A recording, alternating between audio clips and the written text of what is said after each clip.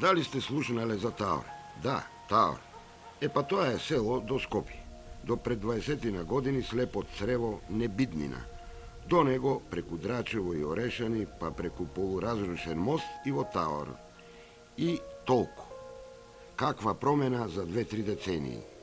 Сега модерен мост од кај Орешани, нова магистрала од Петровец и право во Скопје. И ние се изненадивме. Го знаевме како мало, запустено и селено, заспано во сиромаштија за која нема лек. Аха, море имало. Се пробудија жителите, а и некои кои го открија, како негибната природна убавина. Тука се веќе 4 децении.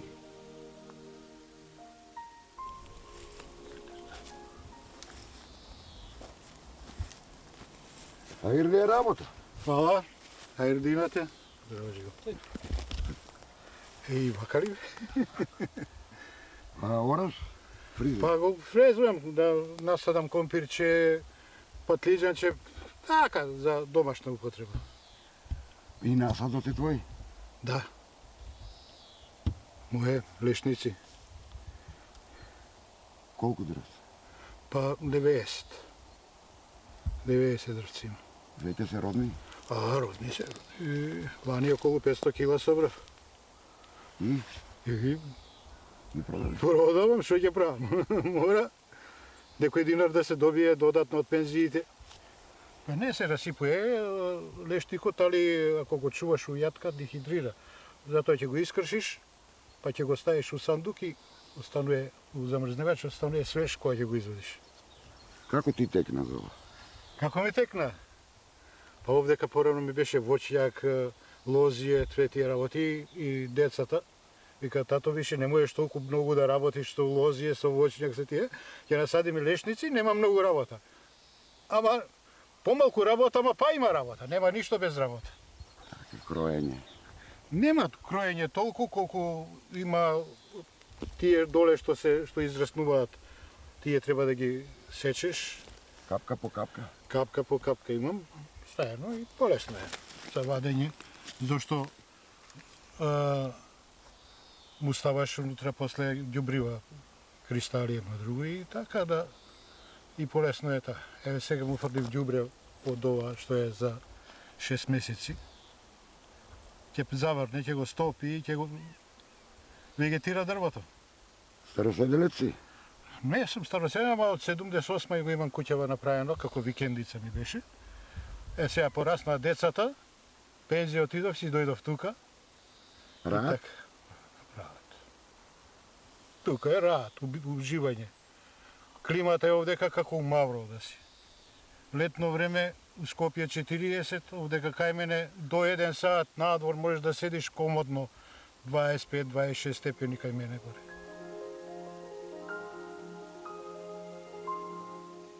Куќа како од новогодишните честитки. Добро. Живко вели викендица, демек, нека му биде. Насадот од лешници за наук на оние што не знаат што да прават со слободното време и со себе. Таор е важно место по многу причини. Меѓу другото, дали знаете дека тука е клучниот систем за одводнување на Скопското поле, по ширина, по должина, над 100 километри. Се градел, замислете, во кралството Југославија, пред 80 години. Мештаните не сакале да работат, ама ненародниот кралски режим ги терал со сила. Многу биле умни овие селанчишта. Па кралот си е крал, ама калта си е нивна. И сега дури имаат проблем, ама помалку. Или ич. А главниот инженер, замислете, пак бил Хрват.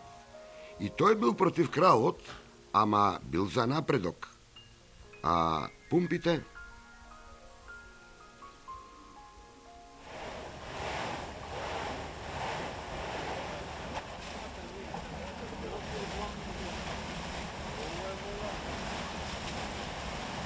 Сега се наоѓаме во населеното место Таор, поточно на пумпната станица Таор, која е срцето на системот за одводнување Скопско поле, кој се состои од 150 км каналска мрежа од кој дел се главни канали, дел се споредни и терцијални канали, и ободниот канал, сега се наоѓаме, тој е ободниот канал кој е со должина од 26 км.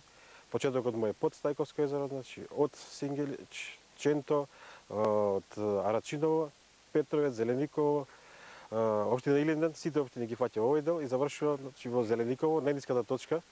Тоа е негде се наоѓа 3 до 4 метри испод нивото на реката Вардар. И затоа ова место пумпната станица Таур е многу важно, затоа што целата вода што се испумпува, што доаѓа во овие канали, што се дренира, мора да се препумпа во реката Вардар. Значи Вардар е реципиент, а пумпната станица е пониско негде 3 до 4 метри од реката Вардар. Значи без пумпите целиот систем не би функционирал, затоа се многу битни. Нешто карактеристично за овој систем за пумпната станица Таур, тоа што пумпите се произведени далечната 1939 година и имаме две пумпи со по 1000 литри во секунда. Тие се старите пумпи, што ви кажа, се произведени 39 година, функционираат безпрекорно се уште. А имаме монтирано пред 5-6 години уште една пумпна станица, таа е од производство на МЦТ Скопје, која е со помал капацитет, негде со 800 литри во секунда, меѓутоа таа не е помошна и се виде оваа година дека ќе има потреба од толкав капацитет на пумпите. Значи, кога работат сите три пумпи, ние пумпаме негде 2800 литри вода во секунда. Негде годишно, просечно последниве 7-8 години, кога почнеме да мериме, негде се движиме од 18 до 19 милиона метри кубни вода. Тоа во превод негде ви кажал, пример Липковско езеро 15 до 16 пати да го испумпаме и да го испразниме, да го напуни и да го испразниме. Толку количина вода се испумпува од овој систем. Значи, ова е главното место за превентива од поплави. Од поплави, да. Значи, ако не е пумпната станица Таур, целова површина од ободниот канал до реката Вардар до насипот, значи овие 3-4 општини ќе биде под вода. Не случајно и на старите карти кои ќе погледате, ова се вика Баре, Шамак, сите оваа територија била под Катлановско блато, вамо Варачиновски шамак, све се тоа површини кои се пониски од да речеме нивото на Вардар и подземните води се тука повисоки, затоа доаѓаат до тие, како ви кажам, водени огледала кај што ако не се овие канали нити може да се обработат, нити може да се насели ова населено место.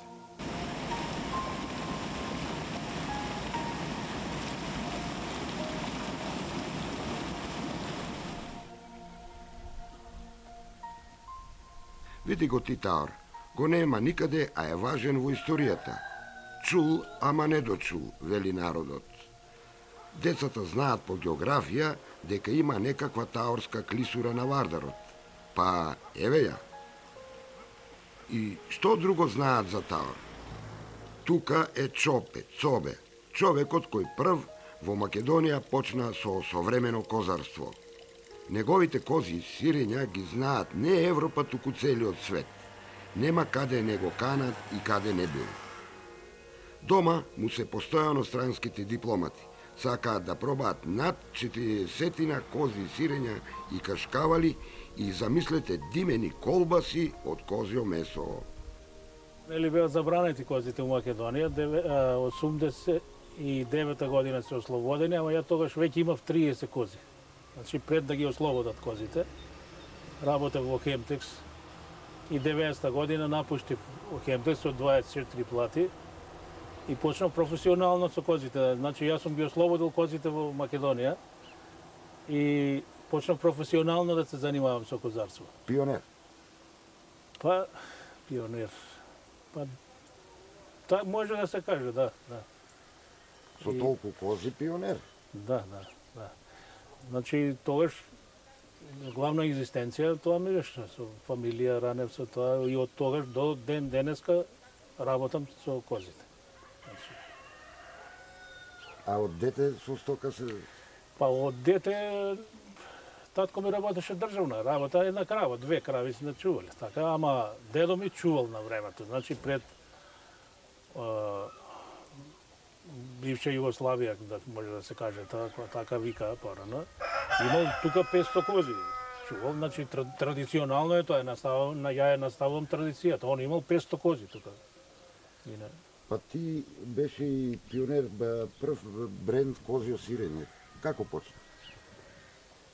Па, од прво почнав со како сите што прават со урда, нели, сирење, обично и така. Меѓутоа, после 94 година, дојдова од Лейно Лекс, тоа е американци, и почнав со едукација, дојдов кај мене и почнав, јас преку нив го поминав цел свет, се едуцирав и, значи, можам слободно да кажам, ја направив околу 40 врсти на сирење, значи и кашкавање.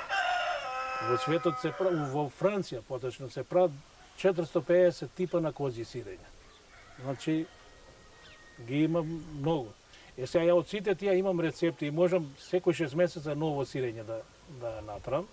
Значи, за коза можам да кажам дека сум број 1 во Македонија. Не на Македонија и да ја идам на сајм у Пловдив, видам на сајм, значи бугарите ме чекаат како нема бугарин да не го фати сирењето и ме барат кој е овој.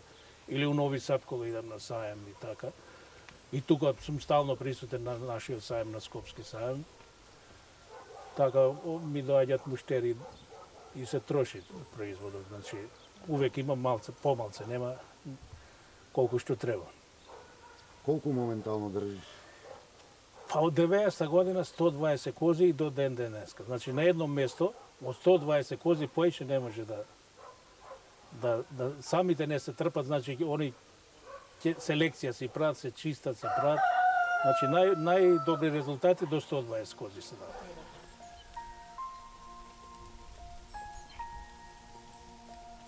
Аферин Бецобе.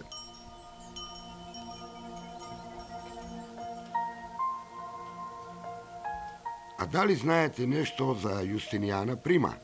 За Таорската клисура знаете од географија, ама може би историјата ви е по слабата страна. Затоа тука е Сања, да ви каже што било тука на левата страна на Вардарот над денешното село Таор. Сега моментално се наоѓате, значи, во едно од најатрактивните и најинтересните локалитети во општината, тоа е археолошкиот локалитет Градиште во село Таор. Во историската хронологија, овој локалитет се поврзува со големиот император Јустинијан I. Најмногу според податоците изнесени од неговиот биограф Прокопиус. Според него, Јустинијан се родил во местото наречено Тауресиум, во близина на кастелот наречен Бадеријана. Во негова непосредна близина ја гради преубавата и волшебна Јустинијана Прима, како град седиште на неговата архиепископија. Дури во 2000 година започнуваат систематските ископувања водени од страна на музеот на град Скопје. Првите истражувања на теренот евидентира артефакти од раното бронзено време. Подоцна ќе биде откриен дел од бедемот кој ја обиколувал населбата. Вниманието досега го привлекуваат делови на две јавни градби, од кои поинтересна е втората, за која истражувачите сметаат дека представува атриум. Атриумот наведува на помислата дека тука треба да се очекува постоење на поголем објект од јавен карактер. Ова зборува дека во периодот на доцната антика, од 4 до 6 век, но и подоцна, населението на овие простори имало активен живот.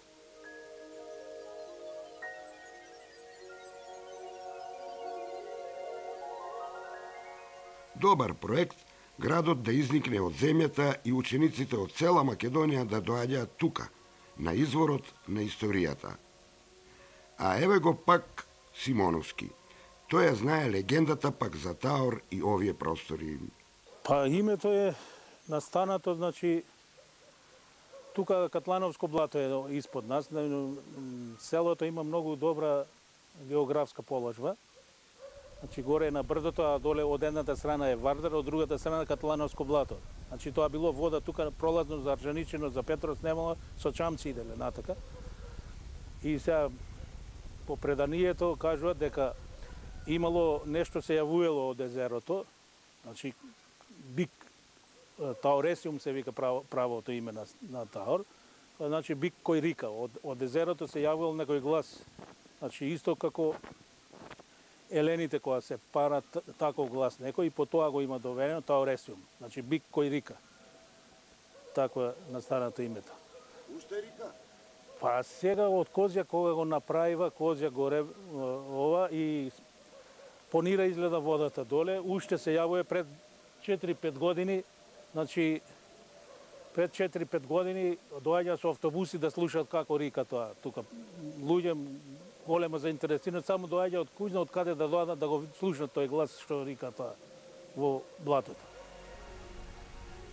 Што повеќе, убаво село, интересна географија и уште повеќе историја. Довидување од убавите села на Македонија.